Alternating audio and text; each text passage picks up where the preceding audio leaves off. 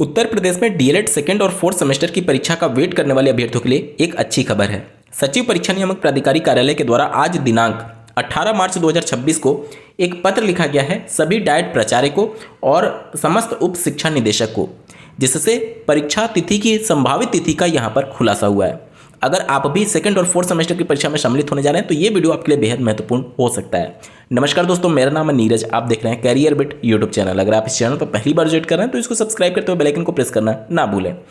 इस पत्र में सभी डाइट प्राचार्यों से संस्था में उपलब्ध उत्तर पुस्तिकाओं की संख्या और आगामी परीक्षा हेतु वांछित उत्तर पुस्तिकाओं की संख्या के संबंध में डेटा मांगा गया है। यानी कि आपके डाइट संस्था में कितने पहले से कॉपी अवेलेबल हैं और कितनी और ज़्यादा ज़रूरत आपको पड़ सकती है, उसका डेटा यहाँ पर मांगा गया है। और इसी पत्र में संभावित परीक्षा की तिथि जो बताई गई है वो अप्रैल माह के अंतिम सप्ताह में बताई गई है। यानी मोटा मोटी आप समझ लीजिए 1 महीने का समय रह गया, 1 महीने 10 दिन का लगभग आसपास समय रह गया है आपकी परीक्षा के लिए। अब ये संभावित तिथि है तो हो सकता है एक आध हफ्ते ऊपर नीचे हो जाए, मतलब कि पहले तो होना कठिन है, हाँ 1 हफ्ता ऊपर जा सकता है। मतलब अप्रैल अंतिम सप्ताह अगर ये बोल रहे हैं तो मान करके चलिए मई प्रथम सप्ताह तक आपकी परीक्षा कराने की योजना पीएनपी के द्वारा की जा रही है। तो जितने भी सेकेंड और फोर्थ सेमेस्टर की परीक्षा में सम्मिलित होने वाले अभ्यर्थी हैं वो अपनी परीक्षा की तैयारियों में जोरों शोर से लग जाइए। डीएलएड प्रथम सेमेस्टर की रिजल्ट का डेटा आपने देखा, कितनी भारी संख्या में यहाँ पर बैक लगी हुई है। आधे से ज़्यादा कैंडिडेट प्रथम सेमेस्टर में बैक लगे हुए हैं।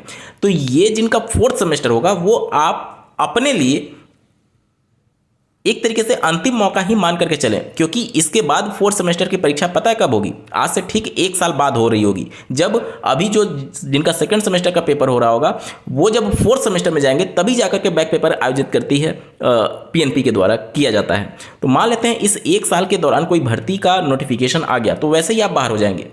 मान लेते हैं बीपीएससी टीआरई 4 में अगर आपको मौका मिलना रहे या फिर उत्तर प्रदेश में अगर राज्य सरकार चाहे शिक्षक भर्ती को लेकर के, तो अगर आपका बैक पेपर नहीं रहेगा तभी आप सम्मिलित हो पाएंगे।